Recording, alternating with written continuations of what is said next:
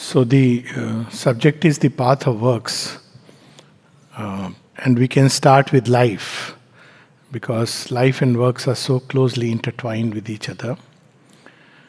The different ways that we all have tried to understand life. Life as a journey, life as a song, life as a battlefield, life as a play, game, and finally life as a worship and adoration and service. Whichever way we look at it, it's a travel or a path through which we move on, at first blindly, not knowing where the goal is, not even knowing who put us in the car where we are traveling. But as we go through the process, quite naturally, some bit of awakening comes. We begin to, at least we try to understand, we want to figure out why we are where we are. So here we arrive at our first conclusions when we normally travel through the journey of life. A journey implies a goal, a journey implies a path, a journey implies a vehicle. So ordinarily, the path is whatever path is directed by whatever our highest conception of life is, our idea about life, our ideal of life. Unfortunately, for most of us in the beginning, when I say most of us, I don't mean most of us here, but in general, the conception is life is meant to satisfy our desires, our longings. At a little step higher, it becomes to fulfill my ideas and ideals about life, whatever I conceive of, and so on and so forth. So that decides, we put a goal before us. Of course, very often the journey is quite apparently aimless because always there is something impelling us, and we go through life as it opens itself. And depending on the goal, we have the path which opens. And what is the vehicle? The vehicle is the body. And ordinarily, the fuel that is used for driving this car or the energy is desire. And the driver is ordinarily the ignorant mind. In those days when there was neither GPS nor a very clear orientation about where to go and how to go, and we are driven. In fact, in the beginning, we don't even know. So we tell the driver, wherever you want to take us, you take us. Imagine that scenario where we are at the mercy of the driver who will take us wherever he wants to take us. It may look very strange, but this is how we lead life. We let the mind take over us and take us wherever it wants to. If we do this in our ordinary life, in a real event, we are traveling in a car and we sit and tell the driver, take me wherever you want to take me, it would look very strange. But this is how precisely we move through life, blindly, as it is said. So yoga brings in this dimension that no, there is a clear goal which goes beyond the limits and frames of our present humanity. And what does yoga say? Yoga says life is about progress, which is one thing which we can really see in life clearly. And this progress, yoga terms as concentrated evolution. This progress which takes place through many lives. We go back and we return, we again travel. So we travel through many vehicles break down, and there is something which is impelling us to progress. This is the minimum understanding about life, which makes life beautiful and worth living, that life is meant for progress. Now what does yoga do? Yoga makes this progress concentrated, that progress which will take place through many lives. Anyways, because that's how human beings are programmed. We are so programmed that whatever we may have in life, we cannot stop and be satisfied. As Shubinda says, we may be satiated but not satisfied. We'll keep on returning back as if in search of something. So we are programmed for evolution, and yoga makes this evolution concentrated. So how does it concentrate the progress or the evolution? By the very same energies which are given to us by life, which are normally spent in ordinary pursuits, the very same energies, when we concentrate these energies and put it toward the goal that yoga asks us or demands of us, then it becomes concentrated evolution. So we can look at these aspects of our being which are given to us. There is mind, thought, some degree of intelligence, and then there is the heart of emotions, feelings, will, and of course we have several other aspects, but these are three main impellers of the journey. They are given to us, and ordinarily one or the other is active. Sometimes the mind is active, the thoughts are active, most of the time it is active. And if you observe its activity, 99% of the time it is a discursive activity which is drifting. The mother says, if we catch ourselves and ask, what were you thinking? Says, if I ask you, what were you thinking? Most of the time we won't know what were we thinking about. So this activity is taking place mechanically, habitually. It's drifting. So as a result of it, there is a dispersion of our mental energies. And so we get fatigued, and we have devised novel ways of drifting of the mind or focusing it in running from channel to channel. So in yoga, we concentrate the mind, meaning thereby, instead of drifting, we pick up this mind and try to focus it on one single object, one single idea. Usually in yoga, we pick up one idea, the highest idea, the greatest idea, the widest idea, and let the mind focus on that. Every time it runs away, we catch it and bring it back. And in this process also, there are two activities. One is we focus on a single idea till the idea ultimately reveals the truth behind it. For instance, that the divine is in all beings, divine is in creation, or on the idea of love, or on the idea of bliss. It could be a principle. And the other way, which is easier, is meditation. In meditation, we pick up the same idea and let our thoughts run around it. So either which way, we teach the mind to concentrate. And when the mind concentrates, it's like in a same room. When we pack the energy, let's say the air which is in this room, if we pack it in a small container, it becomes very powerful because we are compressing all the molecules which are there into a smaller space. Here we don't make the space smaller, but we make a lot of space empty, but the molecules are brought together. All our energies of the mind are concentrated on this single object. And when we do it, as a result of the power of this concentration is a basic thing in every yoga, in life itself. Suddenly the idea releases what is held within it. And when it releases, we are flooded with a completely new dimension of understanding life, and new kind of knowledge begins to pour in. A wide God knowledge pours in from above, as Sri Aurobindo says. Why? Because the mind is now, all the discursive activity is brought together and it's concentrating on that single object or idea. So if we take it with the analogy of journey of life, say a person is traveling in the car and he's closed his eyes and is contemplating. Suddenly he has this aha phenomena. And he says, hold on, stops the driver. And he comes out of the car. He says, my job is over. So driver says, where do I go? I don't care where you go, it's your problem.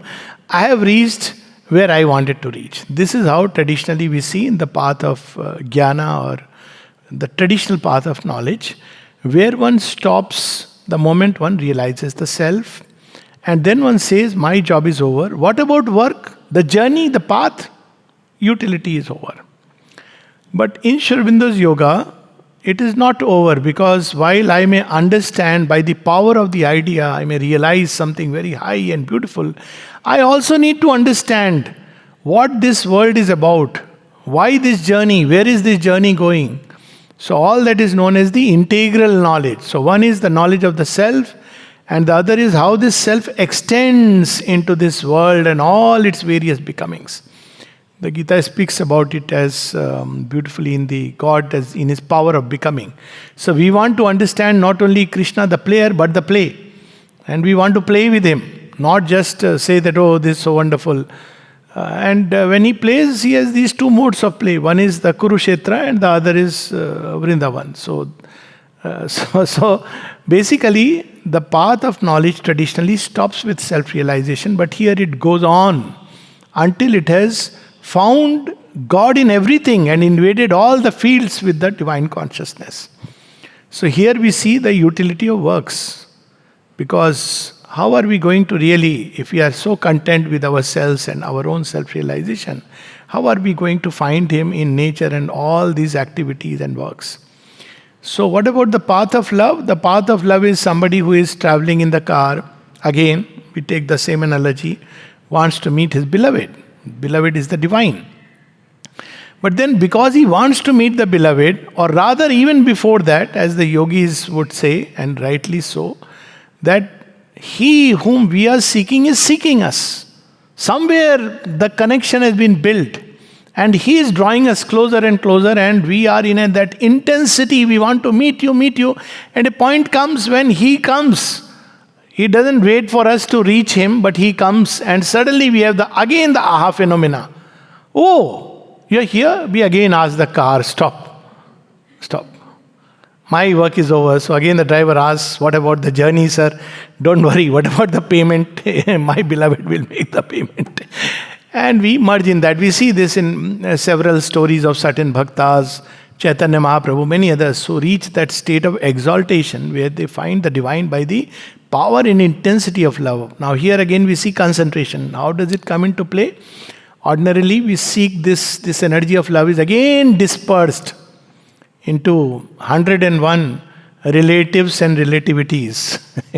If you live in India, you understand what it means to have a discursive, the heart is tied to everyone and everything. And so it is concentrated on the one divine. And when it is concentrated on the one divine, that energy becomes intense till ultimately something opens, and as I said, one meets the beloved. But in Sri Aurobindo's yoga, again, we can't stop here. We are not happy with one Krishna. There is a very nice line in one of the bhajans that I read. I'll say in Hindi, then translate. It's in Bengali. Amar eke Krishna mon bhare na, ami anant Krishna dube chai. I am not happy with one Krishna. I want to meet infinite Krishnas. So now it's not enough that I have found. But in this world, in every being, in every creature, in all the manifold, the wrestle and the clasp and the embrace of different people, I must discover the same divine.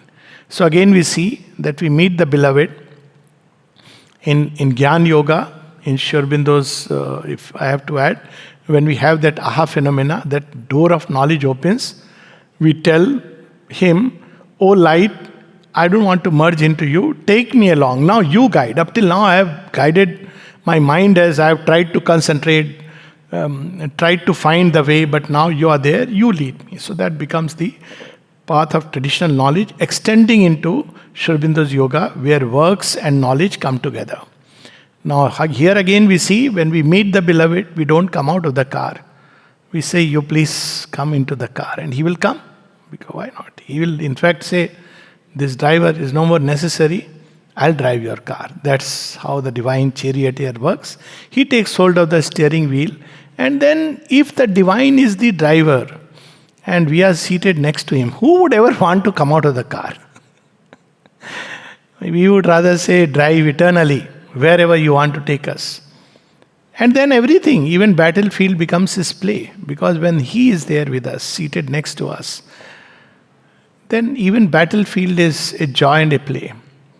So this is where the traditional path of bhakti universalizes itself, because it discovers the deity in everything.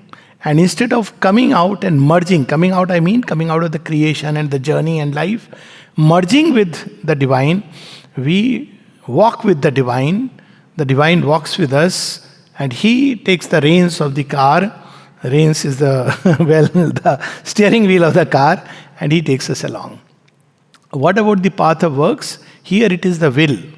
So we have the thought, concentrating thought on a single idea, concentrating emotions on a single relation, manifold relation with the divine, father, mother, beloved, friend, everything he becomes.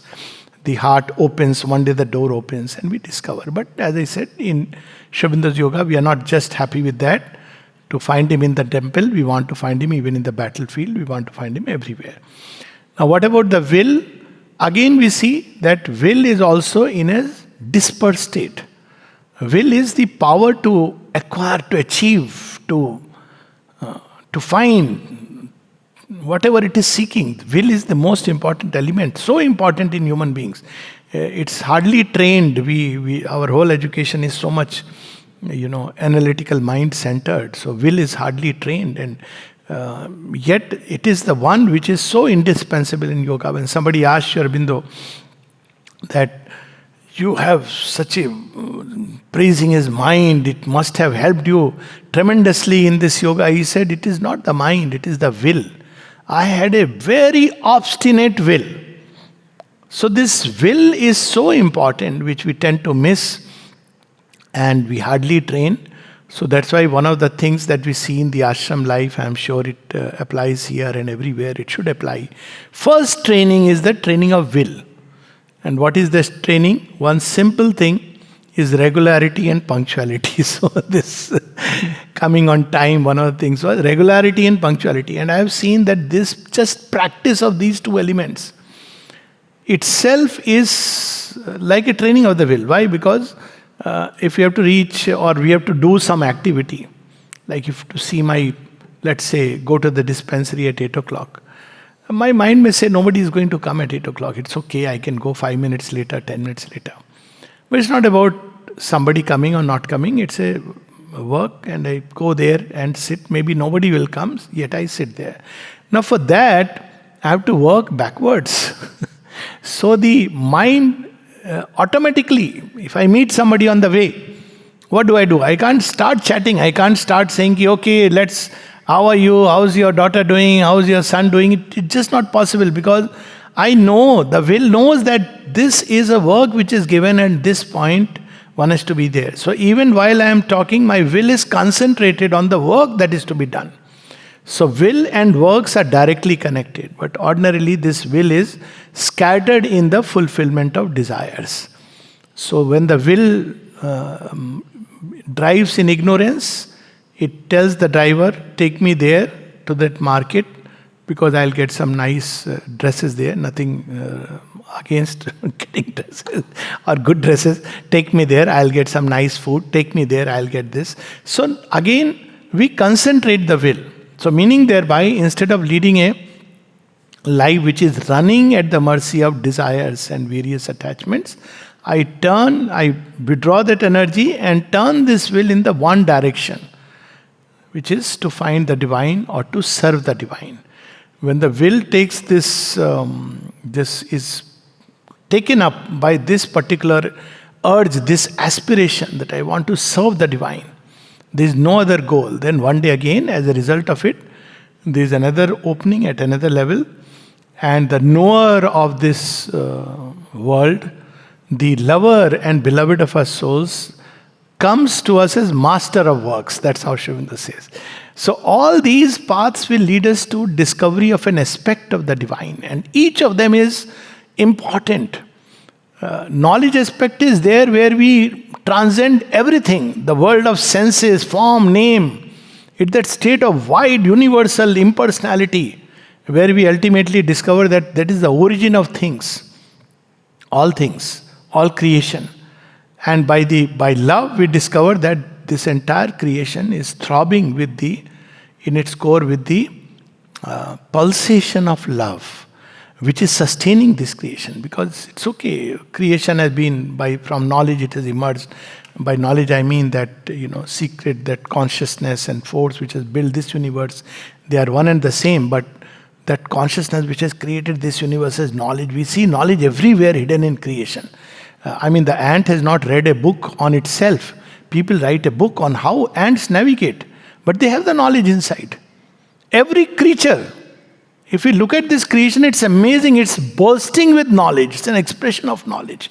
Knowledge here means that we try to find how it operates, but we don't know that knowledge which is hidden, intrinsic to everything in creation. So when the doors of that knowledge open, Then we see this creation, magnificent creation, and what a knowledge has gone into it. And then, as the Gita says, we are filled with wonder. Ashcharyavat pashyati kashidinam. But then we wonder what is at the core, what is impelling this. And then we discover through the path of love, the heart which is throbbing in this universe. The heart of love. But then, why is it? Where is it leading us? Where is it going? Which way it is direction? What is this love which is throbbing in the universe? Where is it leading us? Then we discover that it is leading us towards that which is the origin, that is delight. This is the basic paradigm of yoga, that it's not desire which has given birth to this creation, but delight. So what is delight creating? Several homes of delight. And I'll take one simple example of any group life, but let's say ordinarily in a family life, one has husband, wife, children, or other members of the family. What is it actually? If we look at it this way or that way, ultimately it's to multiply the joy. There's a very interesting phrase in the Vedas, na ramate. It's like you don't enjoy being alone, so you want many. So there are many, though it is a human expression, but it is so true that it's about the multiplication of delight. So that love is multiplying that one delight in many forms, multiple forms. But how these forms are going to be built, and there we enter into really works. It is working to build homes for the delight, manifestations of delight, movements of delight. And we would like to participate in that whole, collaborate in this process. Because if we don't collaborate in the process, then while we may find God away from this world, we'll not find Him in the becoming, in this movement. This is the whole idea of the path of works. Path of works is ultimately to collaborate with this great movement that we call as the universe. This is the basic. So how does it proceed? First of all, what is work? Ordinarily, when we talk about work, if people ask, what are you doing? So people say, I am a doctor or this. This is the ordinary understanding of work. But of course, when we talk about works in the sense of yoga, all outward going movement is works. Everything, our thought, feelings, will, impulsion, everything which is going outward is work.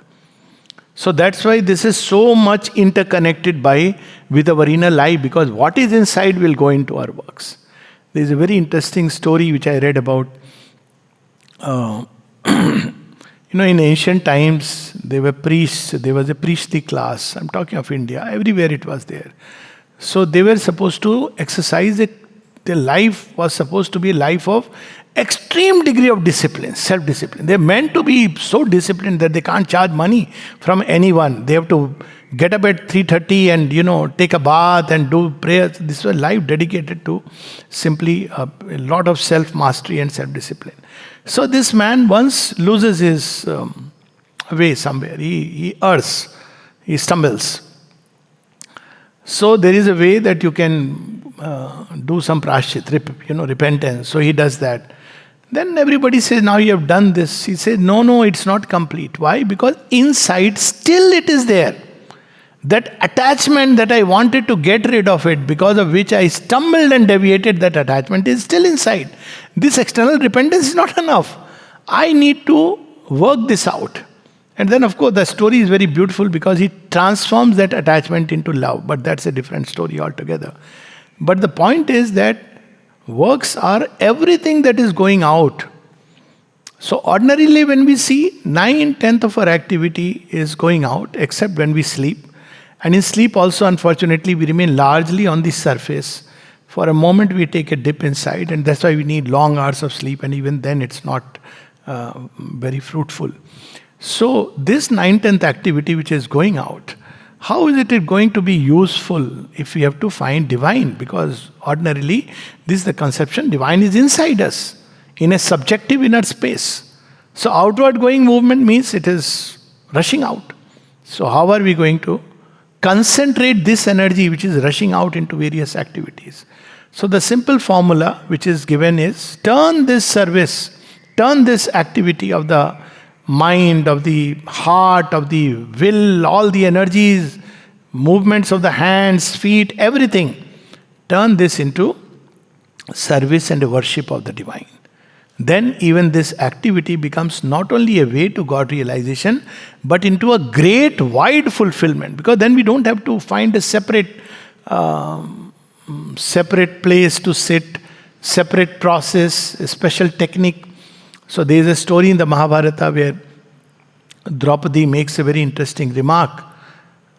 She is going to meet Krishna, and there is the Ashwamedh Yagya going on. It's a yagya done in a, people are, and everybody has to go there.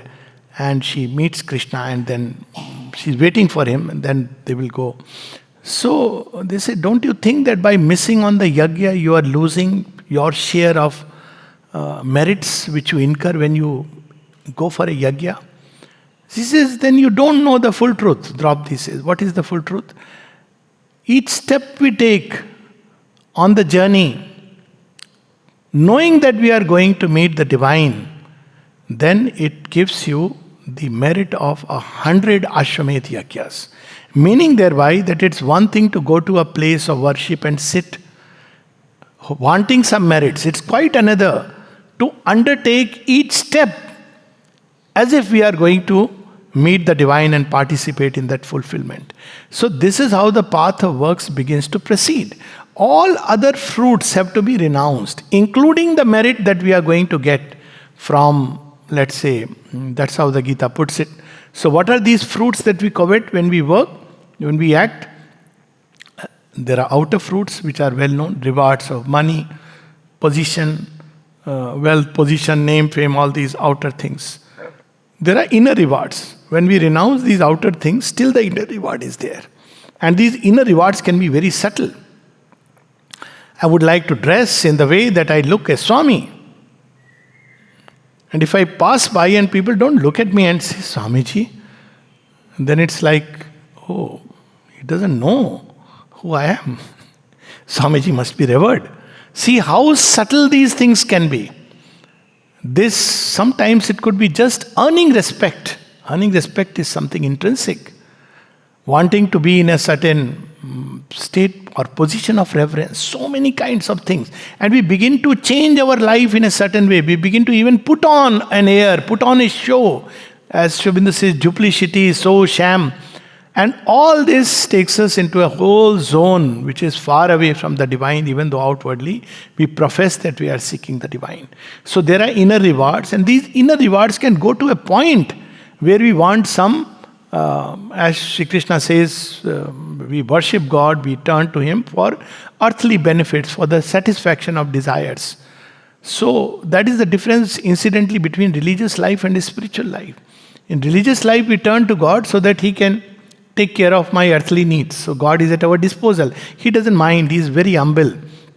He says, okay, you want me only for this. But in spiritual life, that has to be renounced. So spiritual life is opens us to a completely new dimension altogether. In fact, if we are sincere about the spiritual life and we still try to have that relation with God, that He will always satisfy my desire, in the beginning He may. But later on He'll say, I'm going to change the rules of the game for you. Because you are not then anymore following your own true aspiration. And He may even start snatching away whatever little grain that we have, or the last straw we want to hold on to. So when we take the path of works, the first practice is Nishkam Karma, without any care for the fruit. Now when it is said without an eye on the fruit, does it mean that I'll do my work negligently? Sri Aurobindo says, no, in Uttarpada speech we see just one sentence. We have to do now the work with all the spirit of service, as a worship, as a dedication to the divine. Only thing is that whether we'll get out of it success or failure, fortune or misfortune, that we have to renounce. Again, it doesn't mean I'll do it indifferently and carelessly. Sri Aurobindo says you have to do it with an eye on success. You have to do it well. But if it doesn't come, we have built a whole place, we want to make it beautiful. But on the last day, there is a storm and a cyclone and it's all demolished. Doesn't matter. We don't give up. We persevere. We persevere it 10,000 times because that is the will inside us to do that. So this is the first thing, to renounce the fruits. The fruits may be to a liking, they may not be to a liking. The fruits may be success or failure, fortune, misfortune. All kinds of things may come. But every time, how do we know when this happens? We have to observe inside. When success comes and we say, oh, this is so nice, and people come and say, oh, congratulations, you have done a very good work. Because in yoga works, we realize that there is no worker except nature. Nature is doing. Even the brain, the intelligence, everything has been built by nature. These instruments have been built by nature. So actually to take credit is basically even fundamentally it is not right, because whatever one has done, what has one done? Everything, energy, thought, everything is coming from that vast field of nature. So first thing is to renounce the fruit of desires. It is a very, very powerful practice. Sri Aurobindo says in the essays on the Gita, and of course all of us who have walked the way can vouch for it, that even if this alone is practiced, it liberates us from. That's why the Gita says, Swalpamasya dharmasya. He says it's very difficult to follow all the things that I am telling you, but practice just this small little thing. And it is that no more I'll do this work for satisfaction of any of my desire. Now these desires can be very subtle. A preferred idea, a preferred ideal, a preferred ideology, a preferred country, in various ways it will come. It keeps raising its level. Sometimes we want to see our idea realized for which we have lived, and probably, on the deathbed. Oh, maybe before this. There are people sometimes who want their book to be released just before they are going to depart. Now, all these have to be renounced completely. Because all this will be like an illusion which is tying us down to the state of ignorance. So all must become a worship, and by the fact that it becomes a worship and service, it not only enhances the quality of the work, it enhances our own life in so many ways. Because when we work with the idea of worship and service, then divine doesn't follow monthly wages system. He gives us the wages instantly. He's the first instant reward policy. If ever one wants, it is with the divine. So let's say no, but we see that sometimes we have worked for God knows decades, but nothing happens. Well, the instant reward is not about that. Instant reward is that purpose for which the world was created, delight. So there is a very beautiful essay of Sri Aurobindo, Delight of Works. If we are really doing it as a worship and service, we'll see that there is an instant joy which springs up within us. That itself is a sign that we are on track. But if we are feeling frustrated, there are people who say, oh, I have been doing this for God, but it's not working. That means we are not doing it for God, but for the satisfaction of an egoistic idea. And since that is not getting fulfilled, I am getting frustrated. So all frustration, all sorrow is a sign that my GPS is not working right. We need to recenter it. The act is to be dedicated to Him. When it will be fulfilled, if at all it will be fulfilled, whether He wants to give the crown to somebody else, that doesn't matter. And there's a very nice little example from everyday life that I love to contemplate. That now we see so many trees in Auroville and several places when you go. Now, who were the hands that tilled the soil? Some hands had tilled the soil. Some brought the seeds, some planted it, some watered it, and some are reaping the benefit of the shade, the fruits and the flowers. So all these, if we really look at on a larger scale, we will see that the hands that tilled the soil were moved by that one who had already planned for the result after 50 years. Those who went into, let's say, digging the Matri Mandir, the one who gave the idea is the same. The one who gave the energy and thought to the motivation to those hands which went on tilling the soil, knowing that probably we'll never see the completion. It's the same one. And those who saw the construction and finally completion and those who entered, it's just that one consciousness. So if we really live truly like that, then we will see that there are no two. This work will take us to that height of discovering that oneness not only within us but in this entire creation. So much so that one discovered that even those who oppose the plan, see, it's a very powerful experience, a supramental experience of Sri Aurobindo, that he sees that the Lord, the immanent divine, the inhabitant of all creatures, is not only in the lawyer who is pleading my case, but the one who is opposing it. Now, why this is important is because sometimes we feel if there is an opposition to what I am doing, that means it's not God's will. And the mother says, if you take that approach, you will land up in the hands of the hostiles. We have to follow that inner urge within us. It doesn't matter. 10,000 times it doesn't work out. Still live deep within me is this aspiration, I must follow it. It's not about whether, but if I'm doing it for a particular result, then I'll say, oh, there is an obstacle. Maybe mother doesn't want it. That most convenient thing. Mother wants it or doesn't want it, you have to feel inside your heart. Maybe in your whole life it doesn't get fulfilled, and yet one has prepared the ground for some later fulfillment. That's how when people say that, oh, I am too old now, I don't know whether I'll see the supramental creature or not. Or so the answer is, don't worry, all of us will come back. And how does it matter? Who will see the fulfillment? Look at how mother says, how does it matter? Which body? Because all is one body. So it becomes wider and wider as we proceed. So Nishkam Karma can lead us to very, very great depths and heights and wideness if we just practice this one thing. Because why would we then work at all when we are not coveting the fruit? Only the spirit of serving God. So all our thoughts and emotions will begin to turn toward the divine automatically. And as they turn toward the divine, God knowledge will pour in. What is the test that one is proceeding rightly along the path? Sri Aurobindo says, equanimity.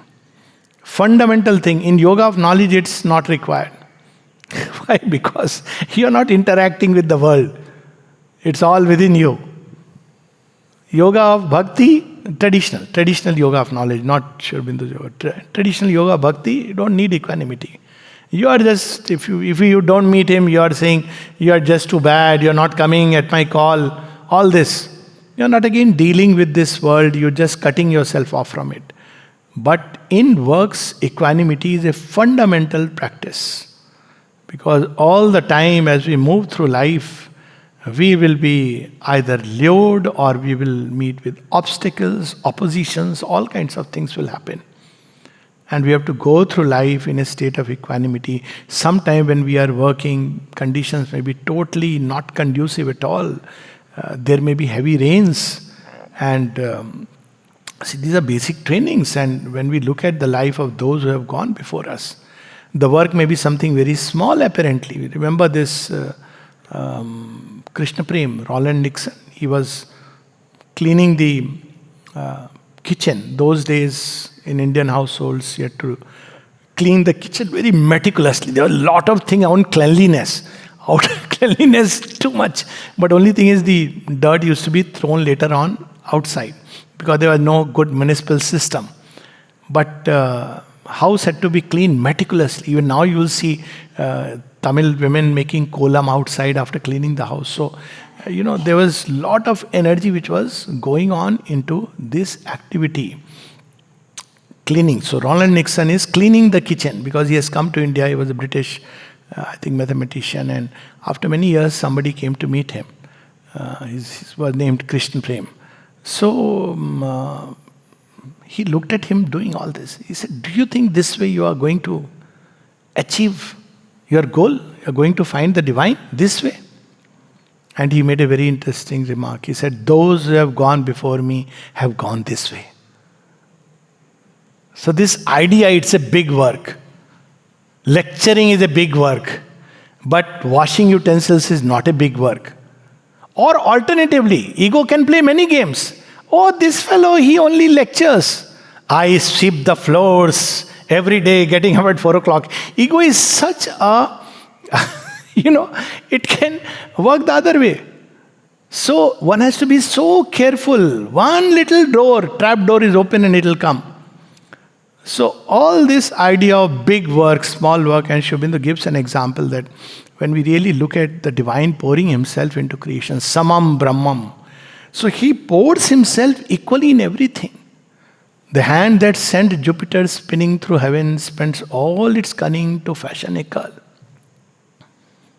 So if that be the case, how am I to choose the work? Okay, I do this work with an equal heart, equal mind, regardless of praise or blame, anything. So how do I then choose the work? This is a big challenge. Now, when physically the mother would give us the work, it was very simple. Though not so simple also, because the story of Rishabh Chand, which often I recount. So, he was a Jain, our Mayadi's father. Very, he has written such a wonderful book, Sri Aurobindo, His Life Unique. So he was a Jain, and he comes and says, Mother, whatever work you will give me, I'll take it and accept. So the mother gave him work in furniture department. Said, oh, wonderful. He was a very intellectual person with a very good sense of understanding things. Yes, mother, I'll do it very happily. And he's going to write a letter of gratitude to mother. And meanwhile, mother sends a chit. First assignment is kill the bugs which are inside the cots. Now, killing the bugs is an anathema to a Jain. You can't kill the bug. You can't kill anything. So he keeps that letter aside. Writes to Sri Aurobindo now. I think mother does not know about that. I'm a Jain and I'm not supposed to kill. And Sri Aurobindo's reply, whatever work the mothers gives is meant for your progress, do it with that attitude. Of course, he rose to what heights. This is how they have shown the way. Ravindraji, who is a pure vegetarian, whatever it means, so he is given the task of egg distribution.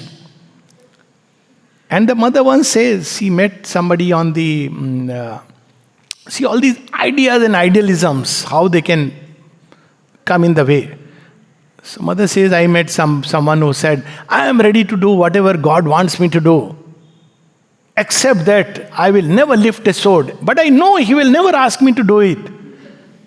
And the mother asked him, how do you know so surely? The entire Gita is there. Any idea, however high and exalted, it does not mean that indiscriminately we become sword brandishing idiots. No, it doesn't mean that. But to be so surrendered to his will, that even if there is something which is according to my ideal, see, that's why people can't understand even Buddha or Sri Aurobindo. Recently somebody has released a book on the unsung tale of Mrilalini Devi. That's a very human way of looking at it. But the divine way is that, Sri Aurobindo, in fact, he says, I am no more in my hands. He writes to her, what can I do? I have to go where he takes me. He is not going with a mental idea, I have to work for that, I have to give a great yoga, become a great guru, and become, the number one mystic. He doesn't do any of these things. I have to discover a yoga of transformation. You don't know how important work I am doing. He doesn't do anything of that kind. He says, I am surrendered to the divine. Whatever he asks me, I have to do that. My life is no more mine. And he says, I believe that all that he has given to me, I have been using it 14 annas for myself and only giving 2 annas to God. This must change. So one day he has a command and he comes.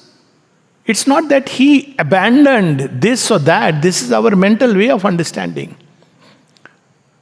What about those who are left behind? I think they could not have had a better fate. If you ask me, imagine to be just married to Sri Aurobindo. I want these human thinkers to understand the significance of what this means. To be wedded to Sri Aurobindo, even for a day, even for the sake of wedding, that my life is tied to Sri Aurobindo. What does it mean? It means he will never forget it. And that's what we see in Sri Aurobindo 1918 when she leaves the body. When they come to know about it, he comes to know about it. What does he say? That where I have loved once, I cease not from loving. So, see, this is how the yogi resolves all the inner dilemmas. He is moved by the will of God. There will be conflicting elements. Now, what is that conflicting element? Duty. So, in the Western context, in modern thinkers like even Bankim Chand and these people, they have turned the path of works into a doing your duties. But duty is a very moral and a mental concept which has its meaning when we are leading a life of ignorance.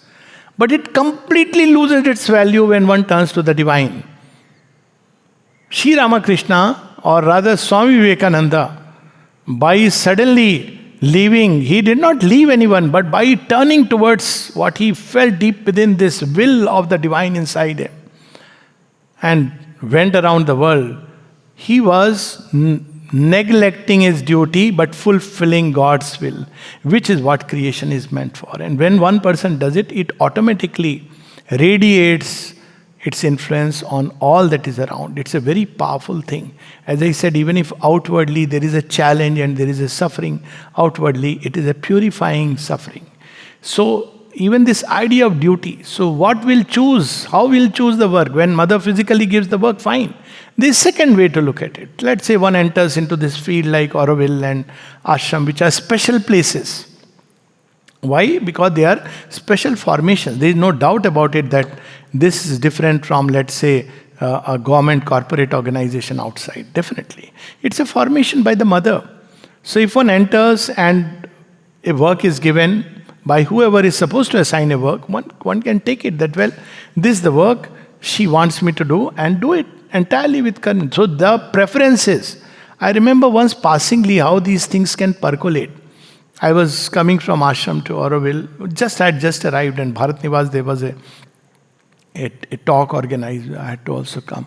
So I was sitting in the car with sharing it with a few others, and they naturally, when a new like a murga comes, oh, you come from where, after asking background. So they asked me that, so where are you working? I said, I have not yet decided. I know. If you go, they will just send you to the dining room in a very condescending way. Then I wondered, is this the right company? What's wrong with dining room? I mean, if this, whatever it be the work which is given, that work becomes the means. See, with Niruddha, he was sent to the timber go down. I've shared this into the marbling department, where I learnt all about colors and selling saris, which I could never learn about saris and colors after so many years of married life. The mother taught me in few months. Learn to look at colors. Learn to appreciate colors. It's so beautiful. So there is this whole our world of ideas. So people often wonder when we read somebody like, let's say, Jiddu Krishnamurti, oh, how these formations and all these systems, they collapse, and you're freed from all these mental systems in which we work. You can do the same thing through works in a very powerful way. Because even this idea that they are collapsing, they are gone. Why? Because when a Jnana Yogi collapses them, then he enters into a void, a vacant blank, which is called as freedom, liberation of intelligence, universal intelligence, call it whatever. But here we discover within this universal intelligence the will of the divine operating in creation. That unfortunately he misses. And to that, when we add that why? For the love of the divine, then we discover that not only there is this will, so in this consciousness we get the knowledge in the traditional path of knowledge by which we get freed of this. This is a method, we all know it, and nirvanic silence. But when we take the path of works, then we discover something beyond nirvana.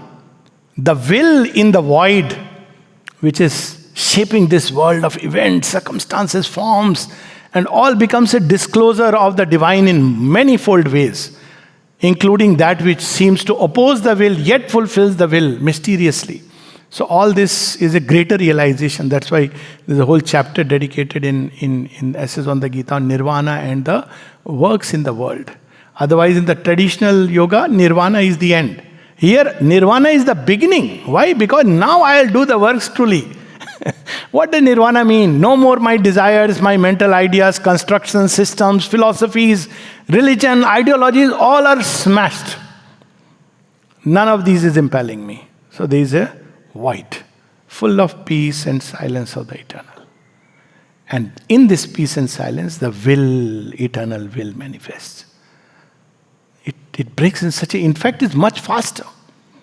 When one practices karma yoga in the true sense, the nirvana comes much faster. And the beauty is it doesn't tell you to withdraw from work. Because, see, that liberation is incomplete. Where you enter into the world and you are bound again. So the sannyasis withdraw. But here, in this nirvana which comes through works, one is never bound. Even in this world, one is as much manifesting that will. And finally, as a result of all this, one discovers that love. Why? Because when we serve the divine, worship the divine, adore the divine in every which way, not just through these ritualistic acts, but in every which way, in the smallest of activities, seemingly what may be called as the most menial of actions. And yet when we love him, who else will, can he stay far away? So we discover that love, all God directed. So these are the three things in the yoga works. One is to turn the mind inward and upward rather than this discursive intellect which is all the time engaged in this world of, in a meaningless activity, driven by desire, like a yantra rudini, as if, on the wheel, like a fly on the wheel. So when this turns inward and upward, it seeks to, in the yoga work, seeks to know the will of God. And what helps in this turning is nishkam karma. Because that is what is binding us. This attachment, this fulfillment, this particular success, this reward, or fear of failure, all the reverse, losing a particular attachment. All this is binding us. When we turn it inward and upward, then a separation takes place between the outer activity and the inner being. Then we begin to truly grow. The second step is doing all works as a sacrifice to the divine. So this sacrifice is not about offering our hairs in Tirupati. That's very easy. So, but actually hairs are symbol of inconscient, old nature. So, but actually it is sacrifice of all that we do into a great fire of aspiration. And when we do it, what happens? What needs to be destroyed is destroyed. What can be purified is purified. So sacrifice is about sacrament. It makes something refined, luminous. When we sacrifice the thoughts, meaning thereby all thoughts which are running here and there, I turn them toward the divine. So afterward, the power of thought, new capacities of thinking, new ways of cognition, intuition, all this begins to awaken. Simply because instead of letting these thoughts run in all kinds of WhatsApp university, these thoughts turn towards the divine. Similarly, sacrifice of our feelings. Instead of all these ignorant forms of attachment, when it turns toward the divine. Does it mean renouncing people in our life? No. In fact, it improves the relation. Why? Because when a husband starts regarding his wife, I am taking one example because the most extreme, that you are Devi. And the wife also regards in India, it's like was instilled long back. Pati Devta, I don't know whoever made it. But we have to now set the balance right. Devi. When they both regard each other as nothing else but the divine who has become this and come in our life, they too are forms of the divine. They too are aspects of the divine. The child, not because my child must fulfill my desires, wishes, ambitions, must go to school, get a good degree. When we get rid of all this and understand the child is here for the blossoming in his own way, at his own time, at his own pace, and he has come to me and I am a trustee of the divine, and the divine is in him, then life will be so beautiful. There will be all these arguments and pushing and all this will go away. So it's the one-stop shopper. So it makes life so beautiful. So everything will grow delightful. So that's why a yogin who follows the path of works and loves this creation as if means because the divine is there. What happens in him? Maitri Karuna Evascha. Even when he fights, there is no enmity. There is no hatred. Because he knows it's a play, it's in this fight, I am required to oppose this fellow because within me this is the will. And within him there may be another will, I am not bothered about it. I am not here to judge him. But within me this is the will and I must do that will based on this which is arriving within me. But I must be sure that it is the divine will. And if we get rid of all our preferences, viewpoints, opinions, and through the practice of karma yoga, we enter into a state of inner peace, then we'll see that we'll be able to recognize the divine will. It can come as a deep inspiration that seizes and takes hold of us. It may take as an imperative something which has to be done. Maybe to write a letter, maybe to act in a certain way, maybe to speak a few words. Whatever it be, we just follow it because inwardly. And it goes without disturbing the peace inside. All disturbance, restlessness is a sign that my yoga is not complete. Doesn't mean that I am not practicing. It means it's not complete. So one goes back and looks at that part. What is creating the disturbance and restlessness? All deviation from equality is a sign. Oh, somebody said this to me, I am disturbed. Oh, I did this with so much love and dedication, but it didn't work out. So all that restlessness is a sign where one has to keep working upon it. So this is the great royal road, because in this particular yoga, there is no, in the yoga path of works, there is no need for a specially sitting meditation. It doesn't mean no meditation. Because very often people take it like, it means turning life into a meditation. It's not needed to specifically do these kind of traditional worships, but it doesn't mean no worship, no adoration. Why? Because all life becomes a worship. All life becomes an adoration of the divine. And it doesn't mean doing some special activities which are God-oriented, that is work in the department in the ashram context, and rest of the life is fun fact. This division goes away because everything, all our outer work, all our relationship, all the inner movements, sleep, eating, walking, everything turns into a beautiful song or a hymn dedicated to the eternal. So this and so much more. And one last word. All this is still the yoga of works as it has been extolled by Shri Krishna in the Gita. In Sri Aurobindo's yoga, it takes us one step further. So in that one step further, there are two things which are involved. We'll just touch upon that. And while in ordinary karma yoga, one has to be freed from egoism. This must be free, even the sattvic egoism. But yet the ego would be there, acting as an instrument.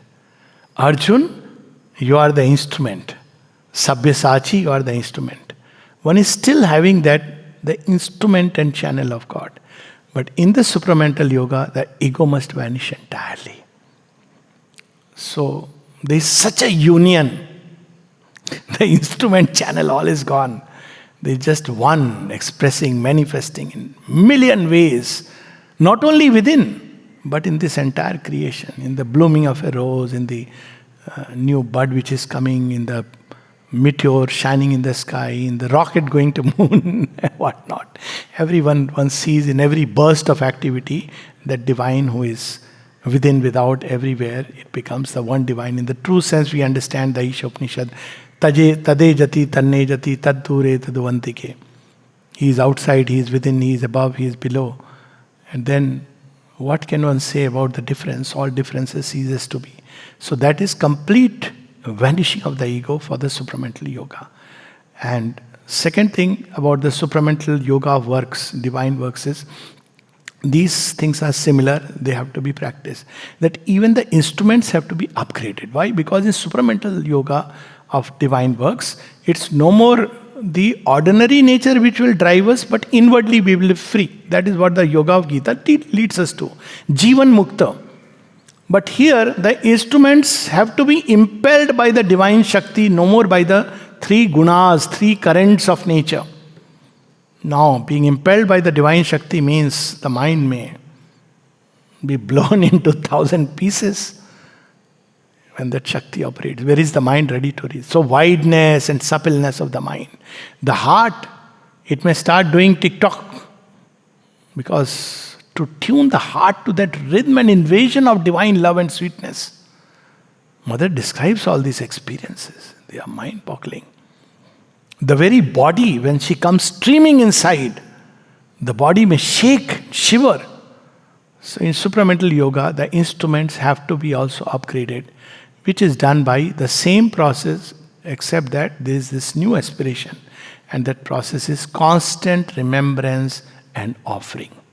This is how the yoga proceeds, a state of constant inner remembrance.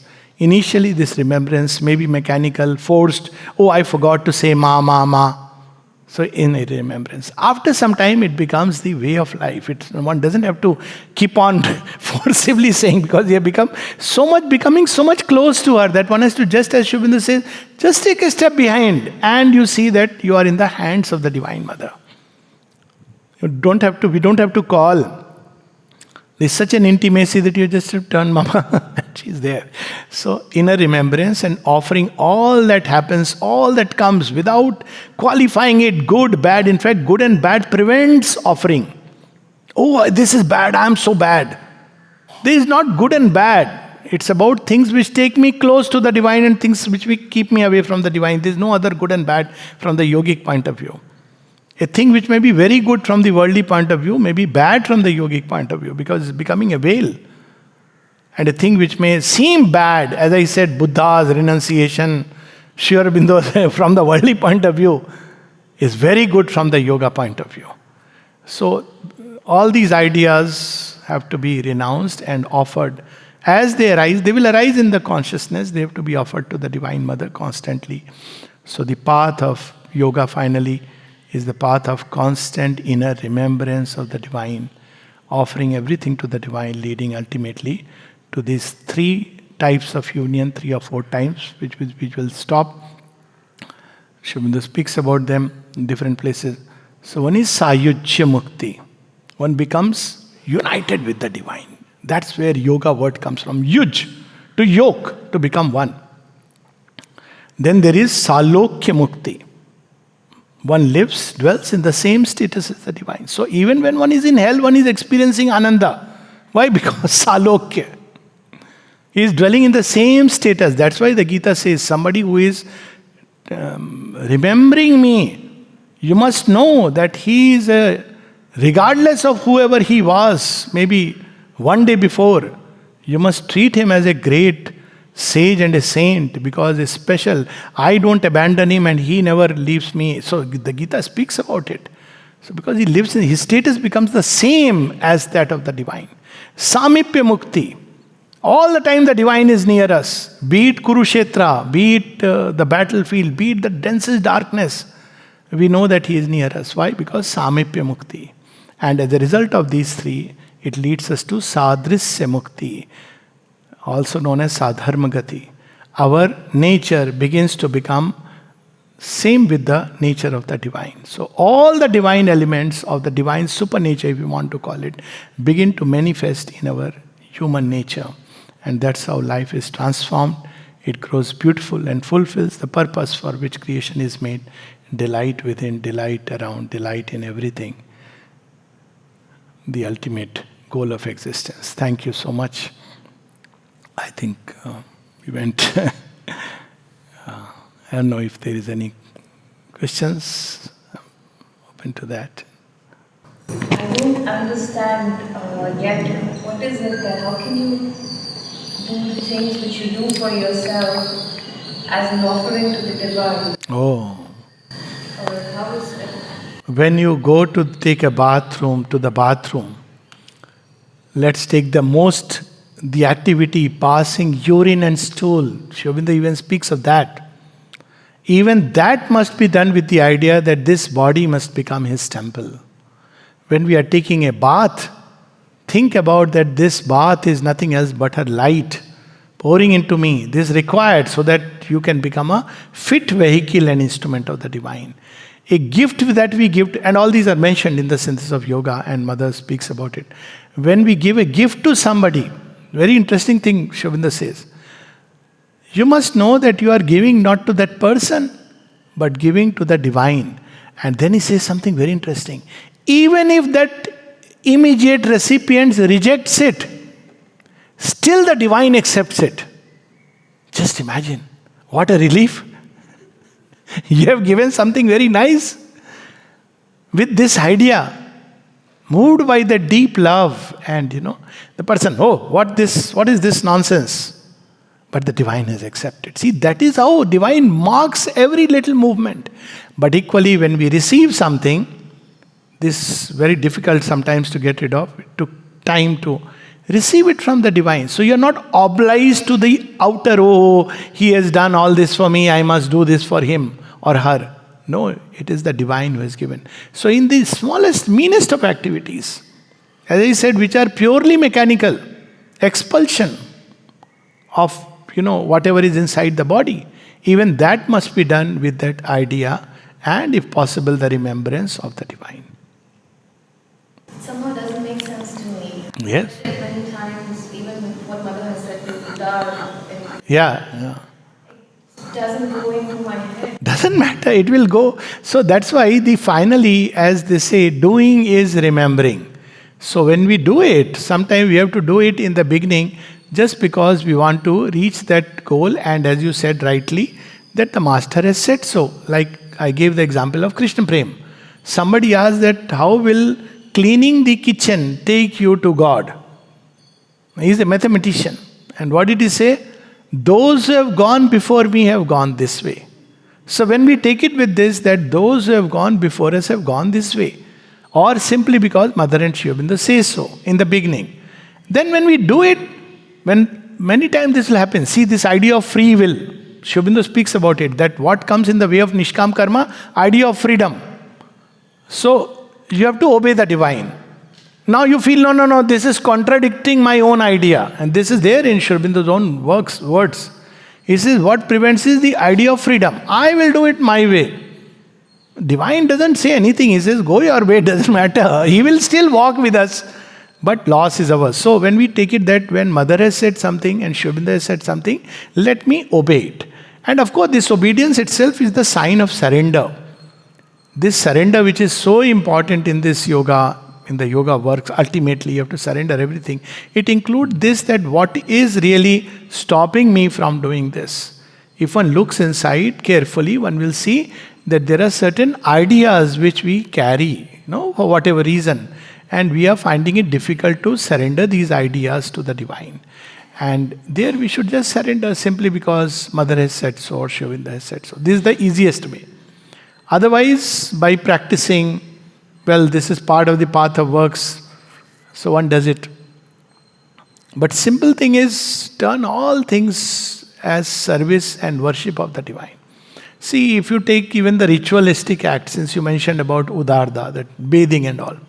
So what was the ritual followed in it was very interesting that you have to do the puja after taking a proper bath. Okay. Every time you touched, so from there the untouchable came. It meant simply that you want to remain in that state at every level. Your consciousness should not have any mixtures. So those who were following a certain practice, discipline, they used to do that. Something they used to take a bath. Now it is no more needed and we have gone far ahead, but this was the principle. So what is the principle? I am going to meet the divine and to offer my work. Should I go any which way? Now, at one level, it's the same thing, like when Nirodha asked Sri Aurobindo, that I don't know why the divine needs to have filtered water. So Sri Aurobindo says, but why would you want to feed the divine water full of germs? So the same thing, we may go to him any which way. We may go to him in the dirtiest of dresses and the divine will receive us. That is divine's greatness. But if I want to go to the divine, won't I want ki in the best possible way I go? So when bath is taken with this idea, it doesn't mean that no, if I have not taken my ritual bath, I will not sit and concentrate. No, it doesn't mean that.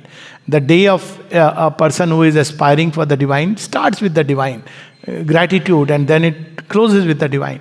But as I said, these normal, regular activities, routine activities should also be done. Even care of the body.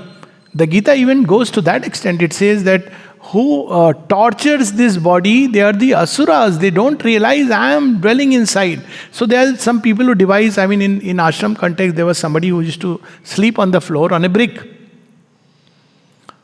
Now you know what happened one day. One day, I won't take the name, he thought he's doing some great yoga like a sannyasi. And he received a slap. This was the only way to drive away this idea that if I am sleeping on the floor, on naked floor, and putting my head on the brick, all this is not required. This is the medieval idea of, ascetics who are sleeping on a bed of nails. But whom are we torturing ultimately? We may say, I am torturing myself. No, he absorbs this pain and suffering. I'll tell you one small little story, incidents. I saw a lady who was going through, she had leukemia and a lot of medicines were being given. It was a moment of great suffering. She ultimately left her body. Well, one day when I went to meet her, she was having tears in the eyes. So I asked her, what happened? Just to know her, is she suffering? And no, I am just thinking, mother has to take all this suffering that is going on inside my body. It touched me so much. She has crossed millions of years of yoga in that one attitude in those few months, a few days. So when we take suffering deliberately upon ourselves, what are we really doing? Who ultimately, where does the buck finally go? He has to drink that poison. When I am bitter, what am I doing? I am passing the poison to the divine. So that's why yoga has to be done with a glad heart, in a state of happy submission, not with a, the glum face, the gloomy face, torturing ourselves, because that is the way of the asura. He does that. But divine does not want that. He wants us to come to him beautifully, happily. Neither with, if we don't have any option, it's okay. But at the same time, we should have the balanced life, which is what is described by. So all this is it's a package. So people who choose to deliberately make their body or mind suffer devised ways, they are certainly not on the right track or the royal road to yoga. So one has to look at it like that. With practice it will come. Do and it will come. Yeah, I'm fine as long as people don't have the... What's the difference between remembering and offering the work versus, and consecration and service, doing work as a service to the divine? These are technically, I'm asking. Yeah. Service to the divine is, let us say, when you're working, let's say in the ashram set up in or in Auroville, you're working in Savitri Bhavan, you are not doing it to get any reward. You may get a reward, some people may get remuneration, some don't get, that's a different, but you're not doing it with that idea, okay? So that is service. This is the basic starting point. But this service may be done egoistically. My inner state may be still, I am doing service in the ashram department, but I want that chair. I want to become the head of department. So it's no more. So what do? This thought that I am the doer, I must consecrate it constantly. I am not the doer. This is not my chair. This belongs to mother. I've been doing this incidentally in dispensary, those who come. I've been doing rock and roll, from one room to another, and people have this weird idea. Oh, you're shifting room. I say, whole life is shifting. What is there? Attachment to a chair and room. So this is where we have to understand that this, when we consecrate, all the consecration means that making it sacred. So how does it become sacred? When I may not do it for reward, but yet the ego may be there. Egoism strongly. So that has to be consecrated. So it becomes refined, purified. Consecration is the first step. Okay, I am sitting on this chair. Ma, it's your chair. With your permission, allowed by you, I am sitting there. May I do your work? It may start as a prayer. Now the practical part of it. So after we do for some time, then you know that this chair is not really important. So still, it's good to keep remembering this again and again, lest we get attached to the chair or whatever kind chair. Even in ashram and this Auroville, there would be chairs and positions. So one has to remember this. We are not doing it for positions, so egoism. So when we consecrate, we make it sacred. And this consecration, when it is perfected, then it becomes surrender. Surrender means then completely under the divine will. That's the difference between all these. Service is an action, then consecration, then surrender. Consecration perfected becomes surrender. Before consecration, there is offering. So offering, consecration, surrender. These are the 3 steps. So offering is I am doing this work, I am offered to the mother in inner prayer. Consecration is when I make it sacred. And surrender is when I am completely given in all its details to the divine. Okay. So I think we will stop here. Unless, yeah. Thank you so much.